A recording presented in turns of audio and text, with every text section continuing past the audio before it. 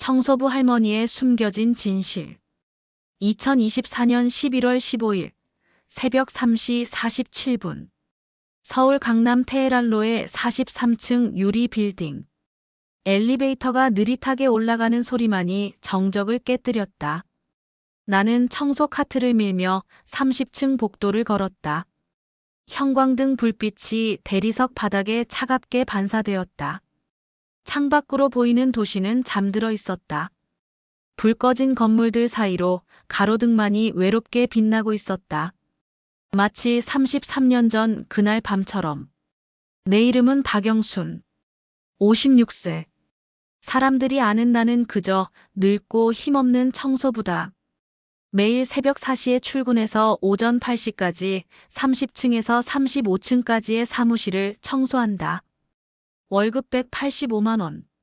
4대 보험 가입. 지극히 평범한 비정규직 노동자. 하지만 아무도 모른다. 33년 전 23세 나는 다른 이름을 가지고 있었다는 것을. 리순애. 조선인민군 정찰총국 소속 특수요원. 난파공작원 코드명 그림자. 그때의 나는 한 사람을 7초 안에 제압할 수 있었다. 32가지 방법으로 사람을 죽일 수 있었다. 4개 국어를 구사하며 12가지 신분으로 위장할 수 있었다. 하지만 그 모든 것을 버렸다. 사랑 때문에. 그리고 뱃속의 아이 때문에. 오늘도 나는 걸레를 들고 무릎을 꿇는다.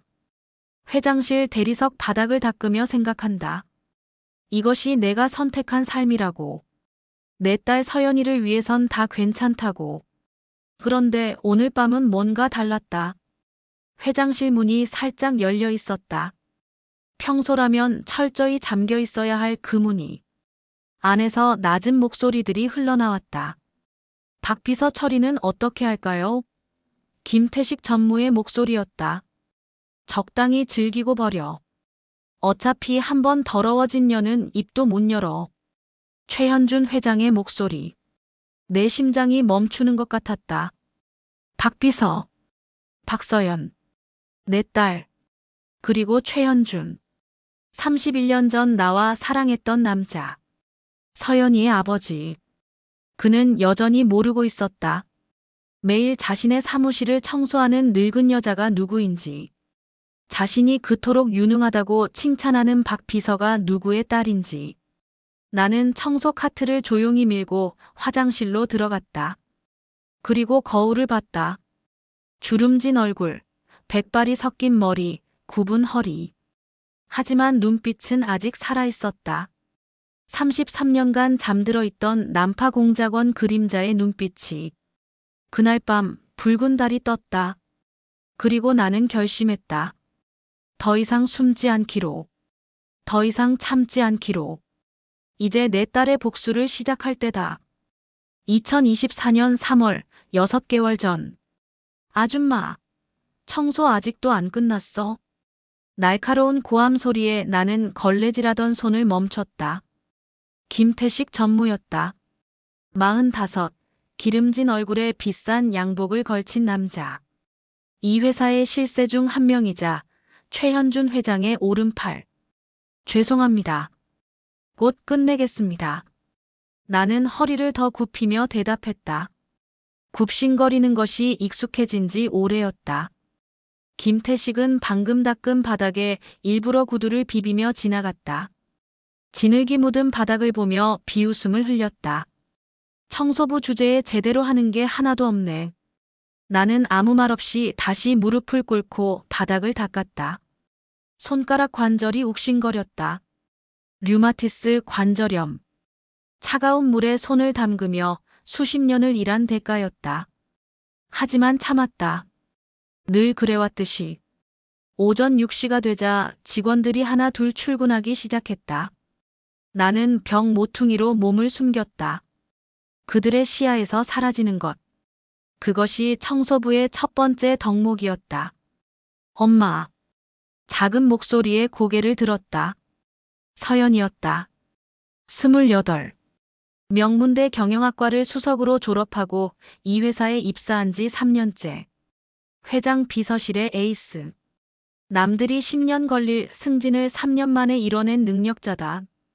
하지만 나에게는 그저 하나뿐인 딸이었다. 내 모든 것을 주어도 아깝지 않은. 아침은 먹었니? 나는 작은 목소리로 물었다. 주변을 의식하는 서연이의 표정이 굳어졌다. 응. 짧은 대답. 차가운 눈빛. 엄마, 여기서. 제발 나한테 말 걸지 마. 서연이가 속삭였다. 목소리에 짜증이 잔뜩 묻어났다.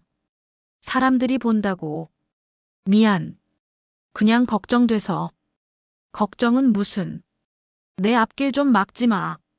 서연이가 돌아서려다가 멈췄다. 그리고 작은 봉투를 내밀었다. 이번 달 생활비. 병원은 다녀왔어? 응. 약 처방받았어. 돈 모자라면 말해. 그리고 서연이가 잠시 망설이다가 말했다. 다음 달에 나 승진할 것 같아. 그러면 엄마도 이 일 그만두는 게 어때? 왜? 왜긴 부끄럽잖아. 그 한마디가 가슴에 비수처럼 꽂혔다. 서연이는 모른다. 내가 왜 이 회사에서 청소부로 일하는지. 내가 왜 매일 새벽 그녀를 지켜보러 오는지. 알았어. 생각해 볼게. 서연이가 안도의 한숨을 쉬며 가버렸다. 나는 그녀의 뒷모습을 바라봤다. 곧은 어깨, 당당한 걸음걸이. 자신감 넘치는 모습이 자랑스러우면서도 씁쓸했다. 그때 내 눈에 뭔가 들어왔다. 서연이의 손목. 블라우스 소매 밖으로 살짝 보이는 멍자국. 33년 전 배운 관찰법이 즉시 작동했다. 크기 3cm. 색깔로 보아 3일에서 5일 전. 5손가락으로 움켜쥔 흔적. 남자 손. 심장이 빠르게 뛰기 시작했다. 하지만 애써 무시했다. 아마 실수였을 거라고. 서연이가 알아서 처리할 거라고. 그때는 그렇게 믿었다. 일주일 후 금요일 밤 9시. 나는 평소보다 늦게까지 청소를 하고 있었다. 회장실 옆 대회의실에서 중요한 미팅이 있다고 해서 특별 청소를 요청받았다. 복도를 걸으며 유리창 너머를 봤다. 대부분의 직원들은 퇴근했지만 회장실에는 여전히 불이 켜져 있었다. 그때 들려온 소리. 싫어요. 놓아주세요. 서연이 목소리였다. 나는 본능적으로 달렸다. 하지만 회장실 앞에서 멈췄다. 문이 살짝 열려 있었고 안의 상황이 보였다. 김태식이 서연이의 팔을 잡고 있었다. 서연이는 몸을 빼려고 애쓰고 있었다. 박비서, 너무 깐깐하게 굴지 마. 다들 이렇게 올라가는 거야. 전무님, 이건 성희롱입니다. 인사위원회에 보고하겠습니다. 김태식이 비웃었다. 인사위원회? 거기 위원장이 누군지 알아? 나야 나. 그가 서연이를 벽으로 밀어붙였다. 게다가 회장님도 널 맘에 들어 하시거든. 오늘 밤 중국 바이어 접대. 내가 같이 가기로 했잖아. 그건 비서 업무가 아니에요. 회장님 지시야. 거역하면 어떻게 되는지 알지? 서연이가 몸을 떨었다. 그리고 내 엄마. 청소부로 일한다며. 내일부터 안 나와도 되게 해줄까? 순간 내 안에서 무언가가 끊어지는 소리가 들렸다.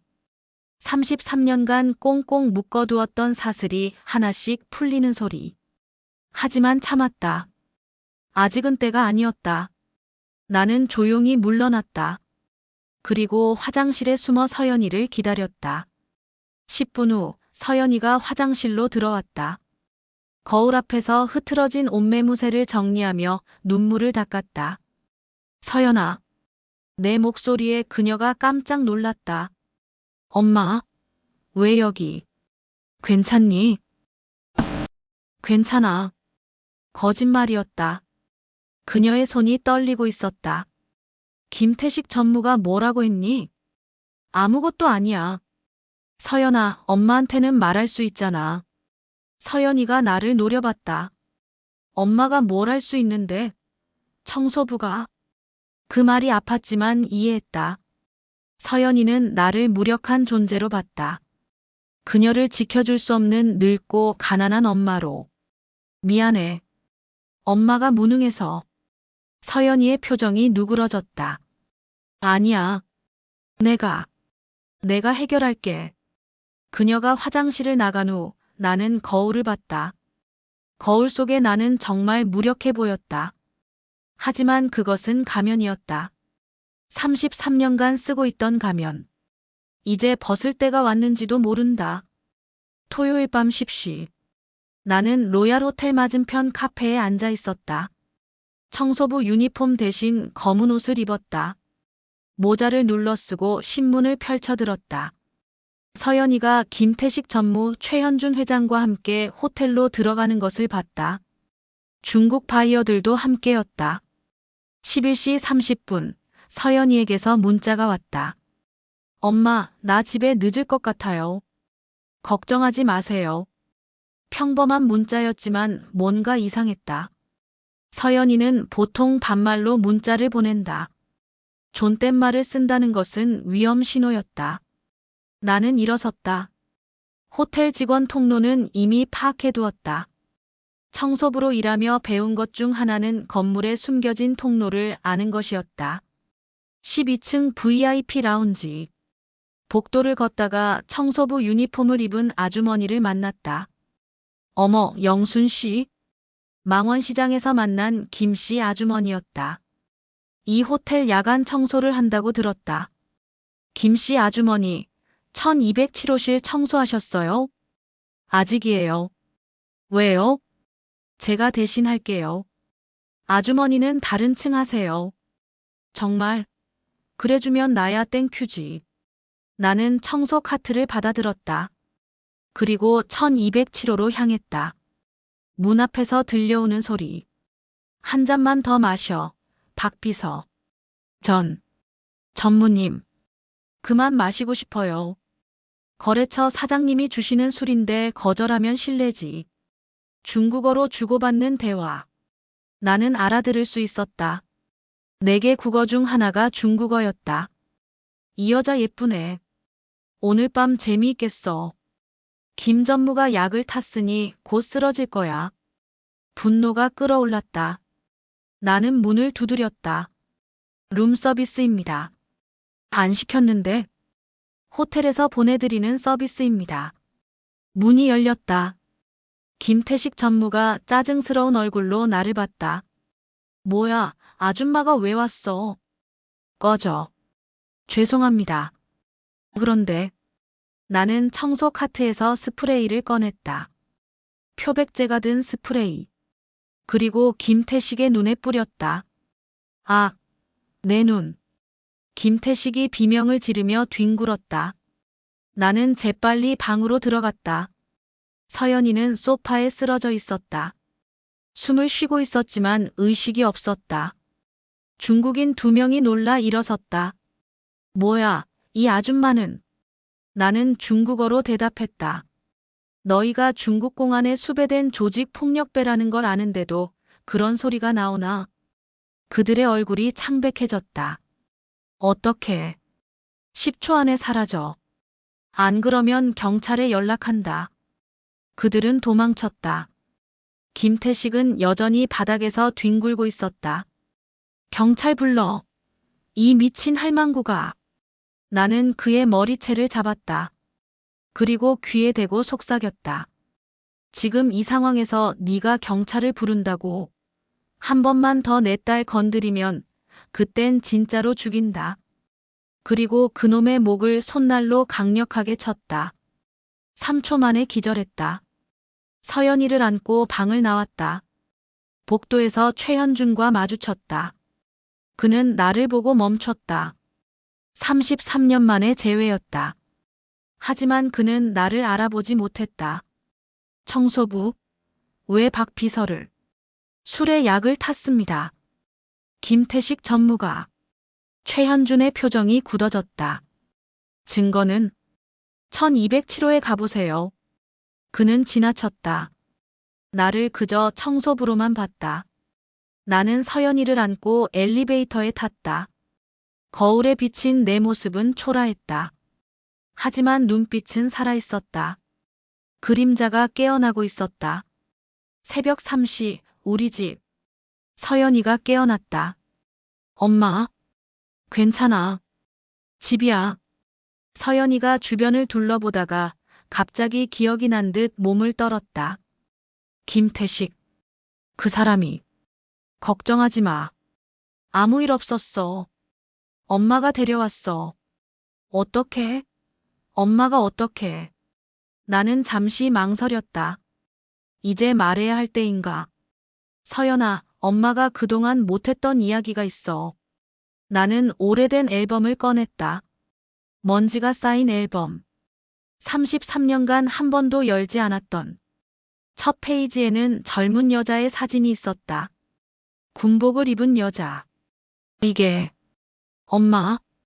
1989년 평양 특수부대 훈련소. 서연이의 눈이 커졌다. 엄마가 북한군이었다고. 정확히는 난파공작원이었어. 나는 천천히 이야기를 시작했다. 1987년 19살. 나는 평양외국어대학 중국어과 학생이었다. 성적이 우수해서 특별 선발됐다. 동무는 조국을 위해 특별한 임무를 수행할 것이요. 2년간의 훈련. 새벽 5시 기상. 20km 행군. 사격 훈련. 격투 훈련. 암살 기술. 변장술. 심리 조작. 매일 같은 말을 들었다. 남조선은 적이다. 미제의 괴뢰다. 해방시켜야 한다. 세뇌 교육이었지만 그때는 믿었다. 1991년 봄, 23세 나는 동해안으로 침투했다. 신부는 중국 동포. 목표는 서울의 정부 고위층에 접근하는 것. 나는 성공적으로 서울에 정착했다. 중국 음식점에서 일하며 정보를 수집했다. 그리고 그를 만났다. 이 짜장면 정말 맛있네요. 최현준. 당시 27살. 재벌 2세이자 육군 대위로 복무 중이었다. 매주 토요일마다 중국집에 왔다. 혼자 조용히 짜장면을 먹고 갔다. 왜 항상 혼자 오세요? 혼자가 편해서요. 외롭지 않으세요? 외로움도 익숙해지면 괜찮아요. 그와 대화를 나누기 시작했다. 임무였다. 정보를 얻기 위한. 하지만 어느 순간 진짜가 되었다. 당신과 있으면 외롭지 않아요. 그의 고백에 내 심장이 뛰었다. 훈련받은 적 없는 감정이었다. 우리는 사랑에 빠졌다. 그리고 임신했다. 결혼하자. 안 돼요. 저는 당신이 생각하는 사람이 아니에요. 상관없어. 난 당신을 사랑해. 하지만 북한에서 지령이 내려왔다. 나를 제거하라는. 배신자. 즉시 제거. 나는 도망쳤다. 그리고 최현준에게 모든 것을 털어놨다. 저는 북한 공작원이에요. 그는 충격받았지만 날 지켜주겠다고 했다. 하지만 그의 아버지가 알게 됐다. 뭐 간첩과 결혼. 미쳤어? 회사도 가문도 다 끝장내겠다는 거야. 결국 최현준은 선택해야 했다. 나와 가문, 둘 중에 하나를. 그리고 그는 가문을 선택했다. 미안해. 하지만 아이는 제가 키울게요. 대신 절대 찾아오지 마세요. 나는 그렇게 사라졌다. 그리고 새로운 신분으로 살았다. 박영순. 평범한 미혼모. 서연이는 충격의 말을 잃었다. 그럼 내 아빠가. 최현준. 지금 이 회사 회장. 서연이가 비틀거렸다. 말도 안 돼. 회장님이 내 아빠라니. 그는 몰라. 내가 자기 딸인 걸. 왜 말 안 했어? 너를 지키기 위해서였어. 서연이가 울기 시작했다. 그래서 엄마가 여기서 청소부를. 널 가까이서 지켜보려고. 그때 현관벨이 울렸다. 새벽 4시. 이 시간에 올 사람은 없었다. 인터폰을 보니 검은 정장의 남자들이었다. 박영순 씨, 국정원입니다. 심장이 멎는 것 같았다. 33년간 숨어 살았는데 결국 발각된 것인가. 문을 열었다. 따라오셔야겠습니다. 딸은 같이 오셔야 합니다. 우리는 검은 차에 탔다. 하지만 국정원이 아니라 최현준의 저택으로 향했다. 최현준의 서재. 그는 창가에 서서 우리를 기다리고 있었다. 백발이 성성했지만 고든 자세는 여전했다. 돌아보는 순간 그의 눈이 커졌다. 영순. 그는 나를 알아봤다. 청소부가 아닌 리순애를 봤다. 오랜만이네요. 어떻게? 당신이 왜 여기? 그의 시선이 서연이에게 갔다. 그리고 다시 나에게. 설마. 네. 우리 딸이에요. 최현준이 비틀거리며 의자에 앉았다. 박 비서가. 내 딸. 서연이가 차갑게 말했다. 이제 와서 딸이라고요? 나는 몰랐어. 33년간 모르셨다고요? 정말로.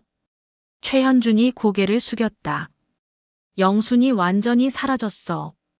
찾으려 했지만 흔적조차 없었어. 찾지 말라고 했잖아요. 내가 말했다. 하지만 그가 서랍에서 파일을 꺼냈다. 김태식 건으로 조사하다가 알게 됐어.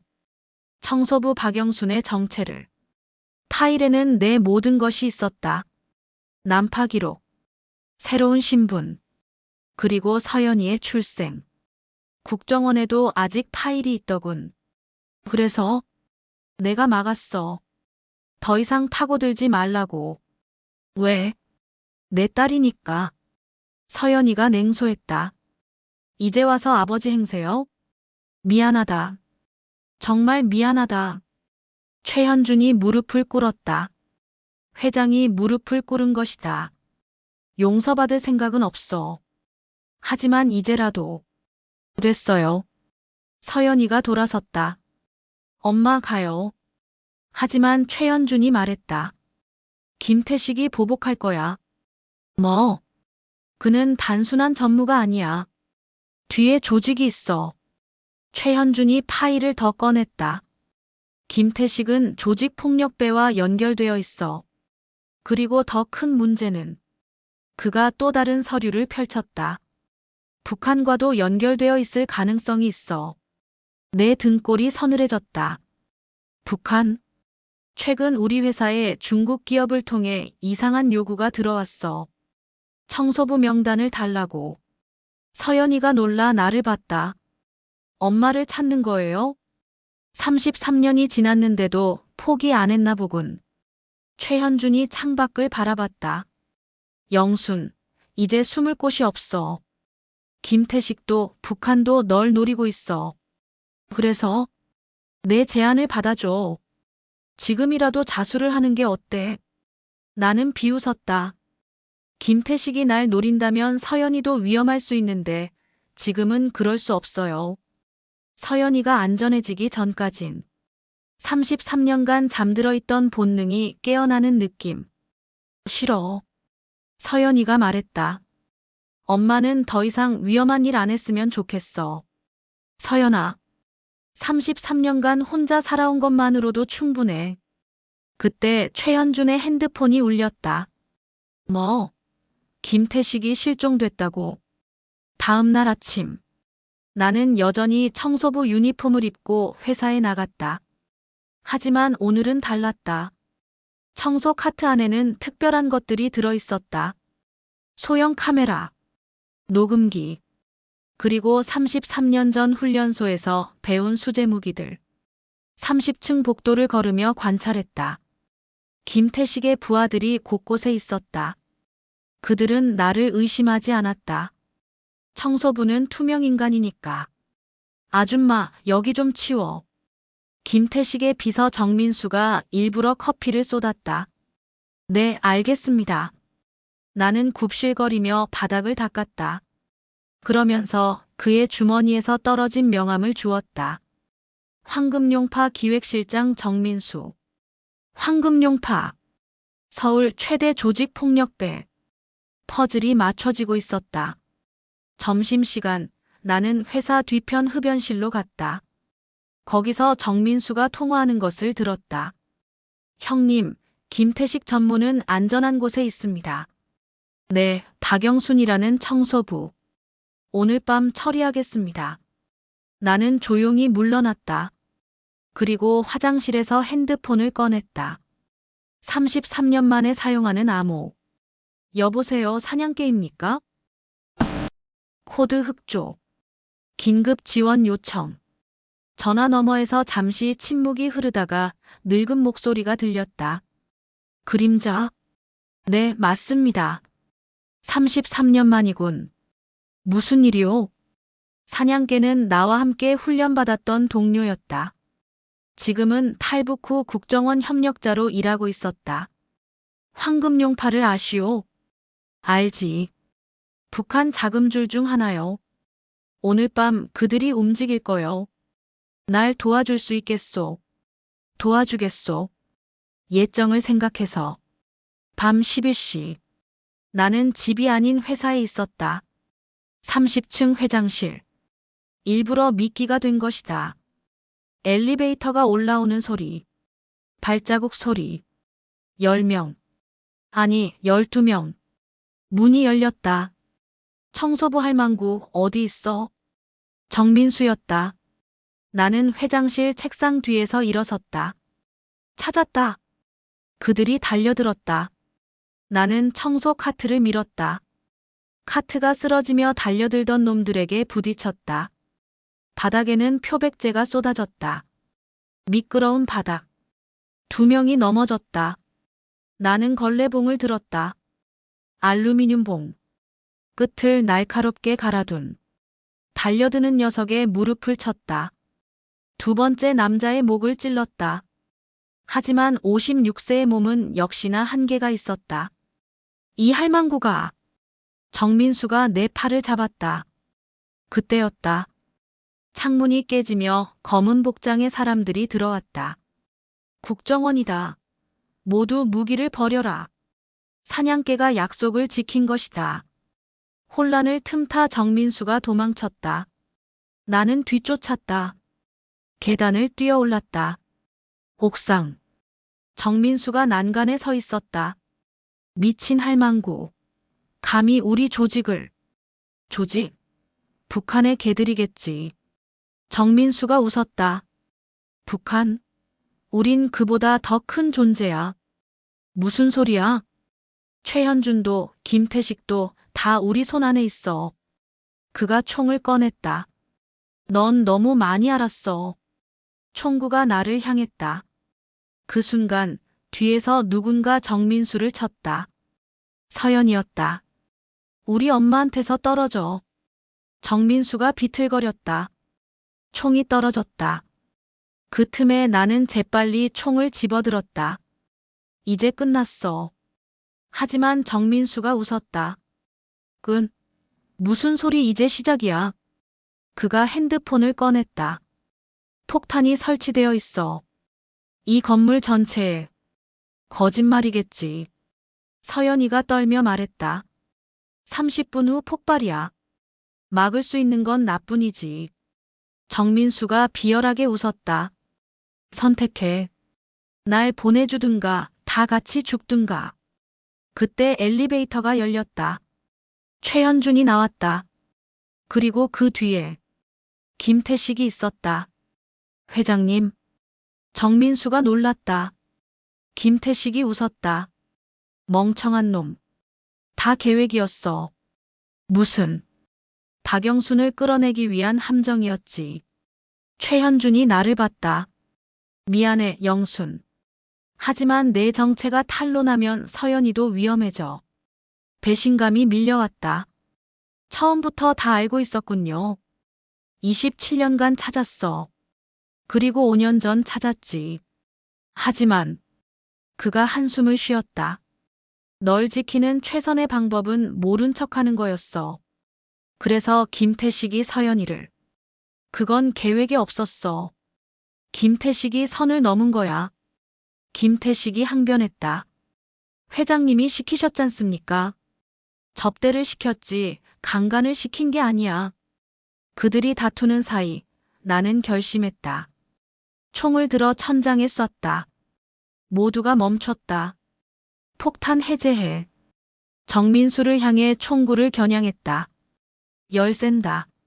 10, 9. 안 돼. 87. 알았어.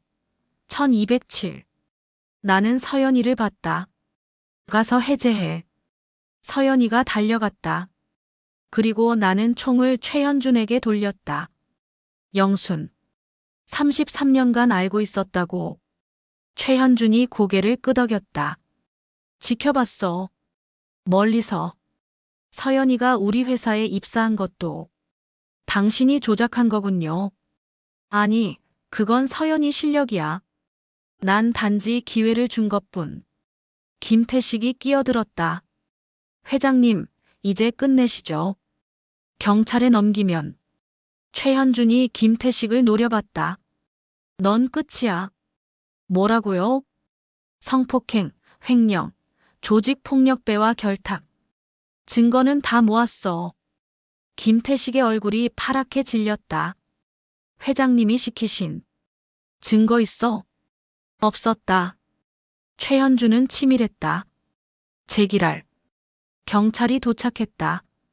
김태식과 정민수, 그리고 조직원들이 연행됐다. 옥상에는 나와 최현준, 서연이만 남았다. 이제 어떻게 할 거야? 최현준이 물었다. 나는 멀리 서울 야경을 봤다. 불빛이 아름다웠다. 떠날 거예요. 엄마. 서연이가 놀랐다. 여기는 더 이상 내 자리가 아니야. 영순. 최현준이 다가왔다. 미안해. 모든 게 다 내 잘못이야. 33년이나 늦었어요. 알아. 하지만 그가 무릎을 꿇었다. 용서해줘. 그리고 가족이 되어줘. 서연이도 무릎을 꿇었다. 엄마, 저도 미안해요. 엄마를 부끄러워했어요. 나는 두 사람을 봤다. 하지만 그들도 피해자였다. 시대의 상황이 일어나요. 내가 그들을 일으켰다. 용서는 시간이 필요해요. 하지만 나는 서연이를 안았다. 넌 내 전부야. 늘 그랬어. 그리고 최현준을 봤다. 당신도 미워하지 않아요. 더 이상은. 한 달 후. 나는 더 이상 청소부가 아니었다. 그룹의 보안 고문. 특별직이었다. 엄마, 정장 잘 어울려요. 서연이가 웃었다. 우리는 이제 같은 회사, 다른 직급으로 일했다. 관계는 천천히 회복되고 있었다. 최현준과도 가끔 식사를 했다. 영순, 북한 쪽 움직임이 있어. 알고 있어요. 조심해야 해. 그때 내 핸드폰이 울렸다. 모르는 번호였다. 여보세요? 동무 오랜만이요. 북한 억양이었다. 누구? 잊었소? 훈련소 동기 독수리요. 기억났다. 최고의 저격수였던 남자. 뭘 원해? 동무를 데리러 왔소. 33년이 지났어. 배신자는 시효가 없소. 창밖을 봤다. 맞은편 빌딩 옥상에 뭔가 반짝였다. 저격총의 스코프였다. 서연. 나는 서연이를 밀쳤다. 탕. 유리창이 깨졌다. 엄마. 서연이가 비명을 질렀다. 괜찮아. 숨어. 또 한 발. 책상이 부서졌다. 나는 서랍에서 권총을 꺼냈다. 보안 고문이 되며 소지 허가를 받은 핸드폰이 또 울렸다. 동무 실력이 녹슬지 않았군. 왜 이제 와서? 명령이요. 하지만 그가 잠시 멈췄다. 개인적 원한도 있소. 무슨? 38년 전 동무 때문에 내 동생이 죽었소. 기억났다. 탈출 과정에서 죽은 요원. 그건 그가 선택한 닥치요. 오늘 동물을 죽이고 딸도 죽일 거요. 분노가 끓어올랐다. 어디서 만나지? 옥상. 10분 후. 최종장 빛과 그림자. 옥상. 독수리가 서 있었다. 늙었지만 여전히 날카로웠다. 왔군. 끝내자. 우리는 서로를 향해 총을 들었다. 동물은 변했소. 사람은 변해. 조국은 안 변해. 조국. 날 버린 조국. 독수리가 방아쇠를 당겼다. 나도 동시에. 탕, 탕. 두 발의 총성. 독수리가 쓰러졌다. 가슴에서 피가 흘렀다. 나도 어깨에 총을 맞았다. 동무. 독수리가 숨을 헐떡였다. 미안하오. 사실. 명령 거부하려 했소. 뭐? 하지만. 동무 얼굴 보니. 옛날 생각나서. 그가 웃었다. 피가 섞인 웃음. 잘 사시오. 동무는. 옳았소. 독수리가 눈을 감았다. 나는 하늘을 봤다. 33년간의 도망이 끝났다. 1년 후. 나는 은퇴했다. 작은 카페를 열었다. 그림자 쉼터. 탈북민과 다문화 가정을 위한 공간이었다. 할머니, 여기 커피 한 잔이요. 젊은 탈북 청년이 주문했다.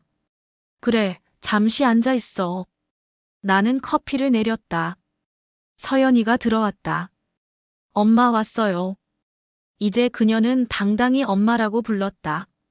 최현준도 함께였다. 영순, 오늘도 바쁘네. 우리는 완전한 가족은 아니었다. 하지만 서로를 이해하고 존중했다. 엄마, 좋은 소식이 있어요. 서연이가 배를 쓰다듬었다. 임신했어요. 나는 놀라 그녀를 안았다. 정말? 할머니가 되는 거야? 네. 최현준도 미소 지었다. 할아버지가 되는군. 우리는 웃었다. 과거는 아팠지만 현재는 평화로웠고 미래는 희망적이었다. 청소부 할머니의 이중 생활은 끝났다. 이제 나는 박영순. 당당한 대한민국 시민. 사랑하는 딸의 엄마. 그리고 곧 할머니가 될 사람이었다. 창밖으로 봄 햇살이 들어왔다. 그림자가 사라지고 빛이 가득했다. 진짜 내 인생이 시작되는 것 같았다. 이 이야기는 픽션입니다. 하지만 우리 사회 어딘가에는 정말로 과거를 숨기고 사는 사람들이 있을지도 모릅니다. 그들도 용서받고 사랑받을 자격이 있습니다. 과거가 아닌 현재를 살아가는 모든 분들에게 이 이야기를 바칩니다.